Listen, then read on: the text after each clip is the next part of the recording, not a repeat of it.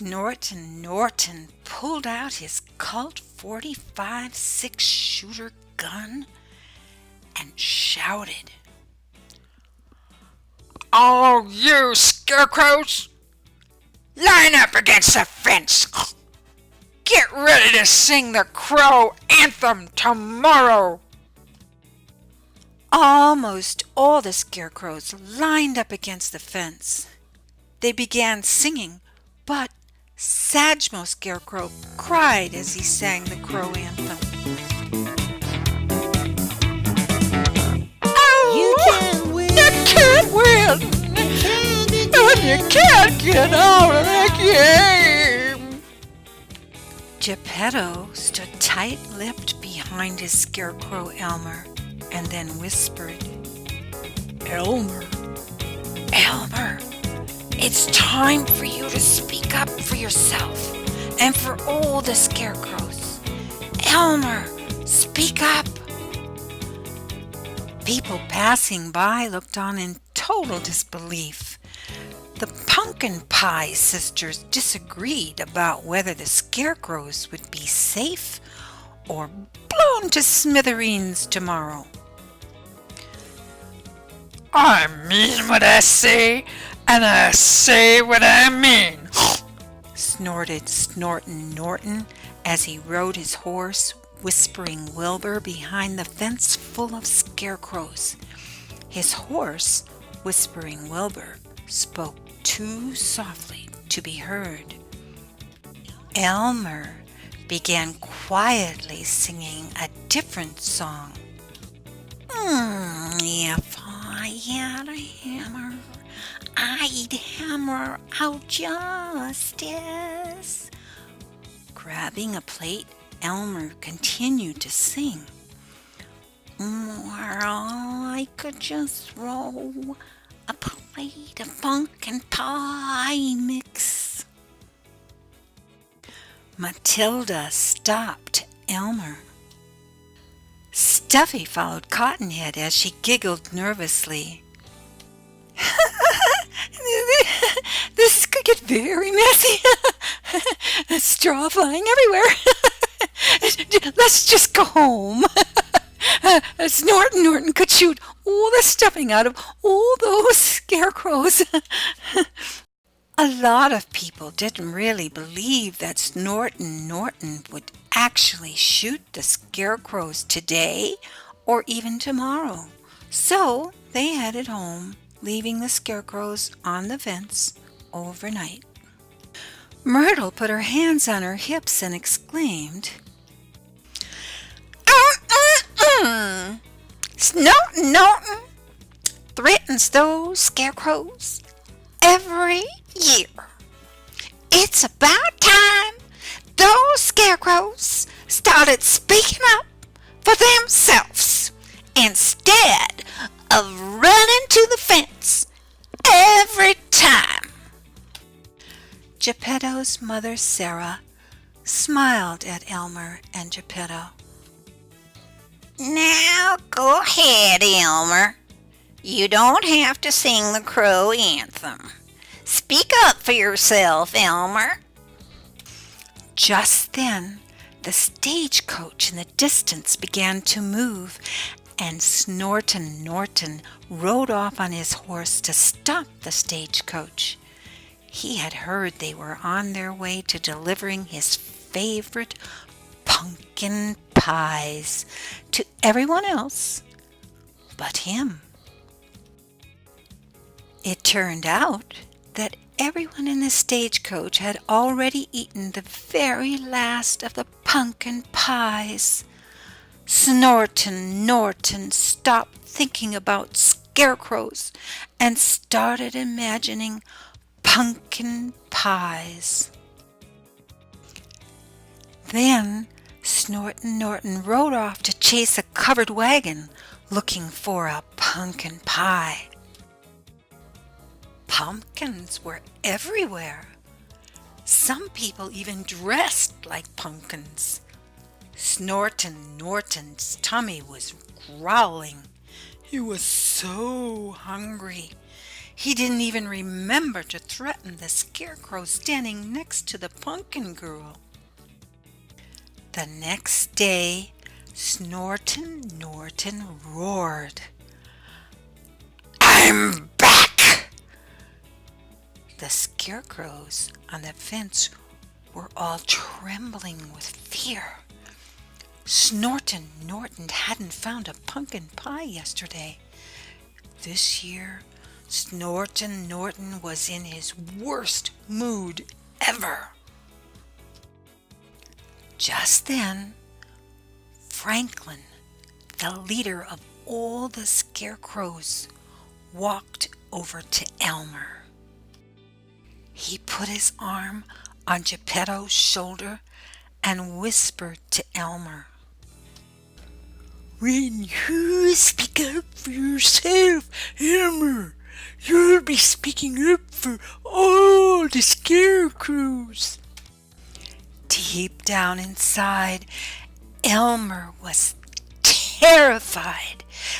Elmer began to imagine that he had friends who could speak up with him. He pictured himself sitting with his friends after eating with their new friend, Snortin Norton. But Snortin Norton was not going away. He definitely wasn't Elmer's friend today. Elmer wished he had time to ask his best friend Matilda to find him some brave and clever scarecrow friends. Elmer didn't know that yesterday his best friend Matilda had already talked with Barney, who was Franklin's head scarecrow leader for all the scarecrows.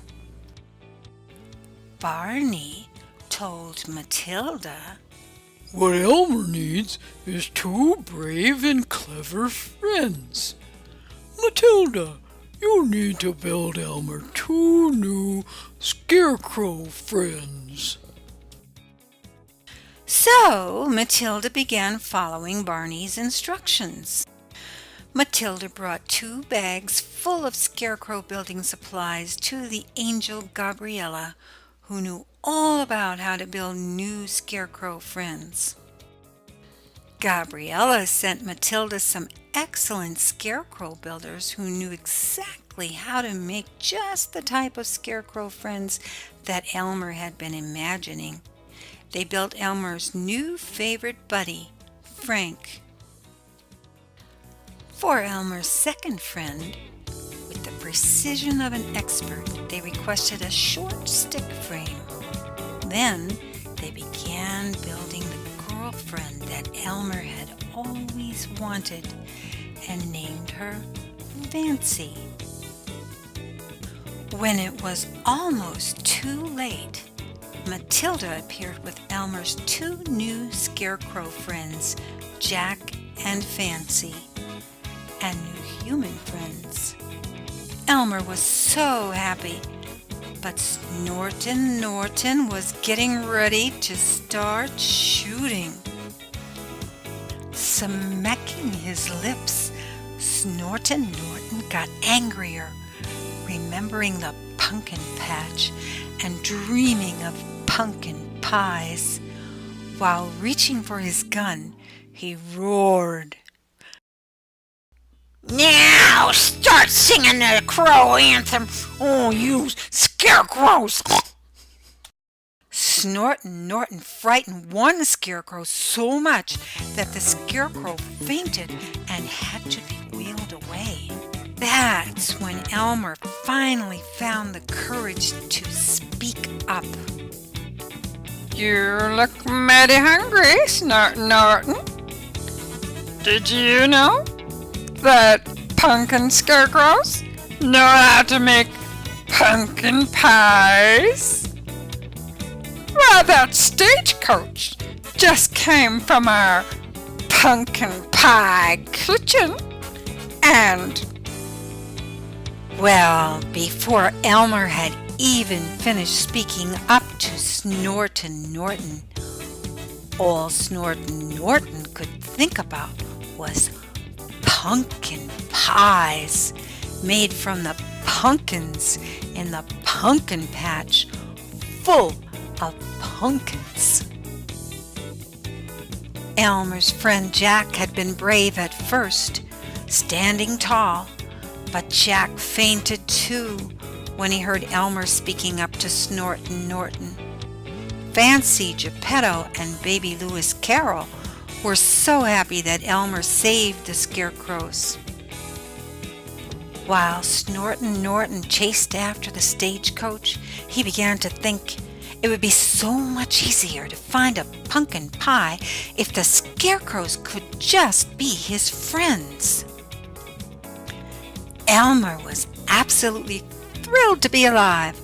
He gave his scarecrow girlfriend Fancy a big hug and said, Thank you, Fancy, for standing by me. Gepetto looked over his shoulder and said, What? Don't us humans get a thank you too? Scarecrow Jack got up from the ground, put on his hat. Jack began to look just like the brave new scarecrow friend Elmer had imagined. Would Snortin Norton become their new friend too, the way Elmer had imagined? You really did save the scarecrows this year, Elmer, said Gepetto. Franklin smiled, putting his hand on Gepetto's shoulder again, and said, Way to go, Elmer. I always knew you could speak up. Franklin and Barney were so happy with what Elmer had done that they decided they needed a new sign on the fence saying, Scarecrow Playground. Four of the most artistic scarecrows got together and co-created the sign.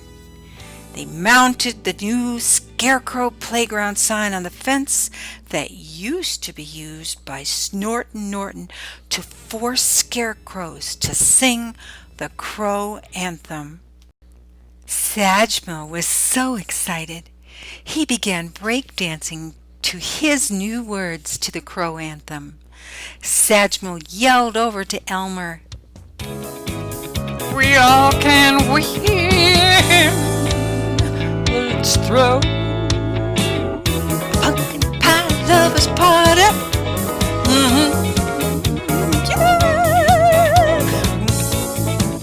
Hey, Elmer, let's invite Snortin Norton to come and dance with us. The beautiful Pumpkin Pie sisters smiled at Sajmo, and the taller sister said, Why, that's exactly what Snortin Norton would really love. He'd love to be invited to a pumpkin pie lovers party. Hey, Sajmo, who's gonna play the new version of the Crow Anthem? Hey, I only know the old song. Everybody watched the pumpkin pie delivery stagecoach in the distance and began co-creating their long list of plans for their pumpkin pie lovers party with Snortin Norton and other known pumpkin pie lovers.